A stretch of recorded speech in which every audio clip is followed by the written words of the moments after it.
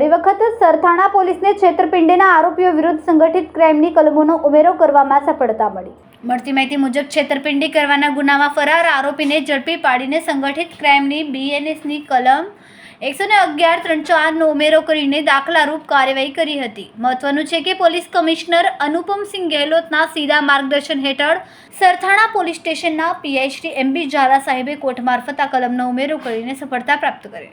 પ્રાપ્ત માહિતી અનુસાર આ કેસની હકીકત એવી છે કે આરોપીઓ નિર્મલ વસોયા તથા કપિલ વસોયાએ ફરિયાદીને વિઝા કરાવી આપવાના બહાને 95 લાખ રૂપિયા લીધા હતા અને વિઝા નહીં કરી આપેલ. ત્યારબાદ ફરિયાદીએ પૈસાની માંગણી કરતા તેઓને પૈસાના બદલામાં તેઓના ફ્લેટનું બહાનાખત કરી આપેલ હતા, જે ફ્લેટ 5 વર્ષ અગાઉ તેઓએ વેચાણ કરી દીધો હતો. આ રીતે તેઓએ ખોટા દસ્તાવેજો બનાવીને ફરિયાદી પાસે બીજાના નામે છેતરપિંડી કરેલ તથા આરોપી મુકેશ આ ફ્લેટનો બાનખત કરી આપેલ, જેમાં તમામ ત્રણેય આરોપીઓ ફરાર હતા.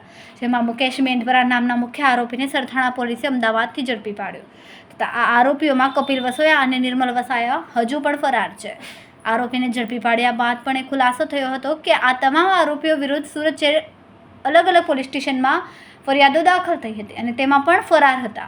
જેમાં ડુમસ પોલીસ સ્ટેશનમાં વર્ષ 2024 દરમિયાન 2 ફરિયાદો દાખલ થઈ હતી, જ્યારે એટવાલાઇન્સ પોલીસ સ્ટેશનમાં 1 ગુનો દાખલ થયો હતો અને સરથાણામાં 1 ગુનો દાખલ થયો. સાથે આરોપીઓને ઝડપી પાડવા માટે અલગ અલગ ટીમ વર્ક કરવામાં આવ્યો હતો, જેમાં સરથાણાના PI શ્રી MB ઝાલા સાહેબને અંગત બાતમીદારોએ હ્યુમન સોર્સિસ તથા ગુપ્ત માહિતી મળી હતી કે મુકેશ મનસુખભાઈ મેનપરા અમદાવાદ છુપાયેલો છે.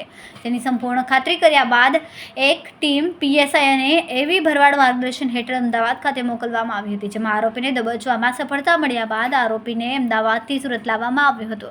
આ ફરિયાદમાં મુખ્ય સૂત્રધાર મુકેશ મનસુખભાઈ મેંદપરા ને ઝડપી પાડ્યો હતો, જેમાં કોર્ટમાં રજૂ કરીને સંગઠિત ક્રાઇમની 111ની કલમોનો ઉમેરો કરવાનો અભિપ્રાય કોર્ટમાં મંજૂર થતાં 3 દિવસના રિમાન્ડ મંજૂર કરવામાં આવ્યા, જેની સંપૂર્ણ તપાસ અને સઘન પૂછપરછ આ મુકેશ મેંદપરાની સરથાણા પોલીસ કરી રહી છે. અને બીજા 2 આરોપી કપિલ વસોયા અને નિર્મલ વસોયા વિશે પણ આ મુકેશ મેંદપરા પાસેથી માહિતી મેળવી રહ્યા છે.